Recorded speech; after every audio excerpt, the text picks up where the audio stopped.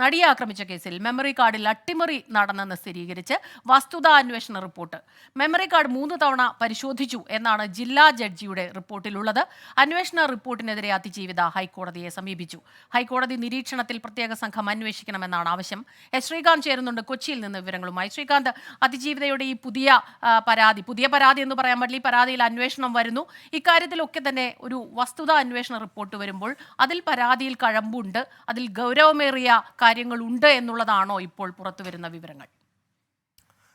ഞെട്ടിക്കുന്നത് എന്ന് തന്നെ അതിനെ വിശേഷിപ്പിക്കാൻ സാധിക്കൂ. കാരണം കോടതിയിലിരുന്ന ഒരു മെമ്മറി കാർഡ് അത് പുറത്തേക്ക് പോകുന്നു, അതിൽ നിന്നുള്ള ദൃശ്യങ്ങൾ ചോർത്തുന്നു, അത് 3 കോടതി ഉദ്യോഗസ്ഥർ കാണുന്നു എന്ന് പറയുന്നതിനെ അങ്ങനെ തന്നെ വിശേഷിപ്പിക്കാൻ മാത്രമേ സാധിക്കുകയുള്ളൂ. ആ മെമ്മറി കാർഡ് ഒരു മജിസ്ട്രേറ്റ് 1 വർഷം സ്വകാര്യമായി സൂക്ഷിച്ചു എന്നാണ് പറയുന്നത്. അങ്കമാലി മജിസ്ട്രേറ്റ് ആണ് ലീന റഷീദ് ഇത് കൈവശം സൂക്ഷിച്ചത്. അവരെ ചോദ്യം ചെയ്തപ്പോൾ, അവരുടെ നിന്ന് മൊഴിയെടുത്തപ്പോൾ അവർ പറഞ്ഞത് സ്വകാര്യ കസ്റ്റഡിയിൽ ഇത് സൂക്ഷിക്കാം എന്ന ധാരണയിലാണ് താൻ അത് ചെയ്തതെന്നാണ് ഒരു മജിസ്ട്രേറ്റ് കൊടുത്ത മൊഴി എന്നോർക്കണം.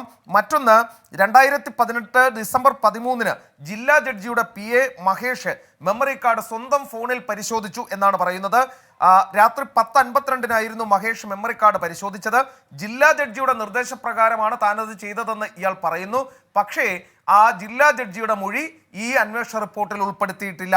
2022 ഫെബ്രുവരിയിൽ ഈ ഫോൺ യാത്രക്കിടയിൽ നഷ്ടമായെന്ന് കൂടി ഇയാൾ പറയുന്നു. ദുരൂഹത വർദ്ധിക്കുകയാണ്. 2021 ജൂലൈ 19 വിചാരണ കോടതി ശിരസ്ഥാർ ഈ മെമ്മറി കാർഡ് പരിശോധിച്ചു എന്നുള്ളതാണ് മറ്റൊന്ന്. താജുദ്ദീൻ എന്ന ഉദ്യോഗസ്ഥനാണ് പരിശോധിച്ചത്.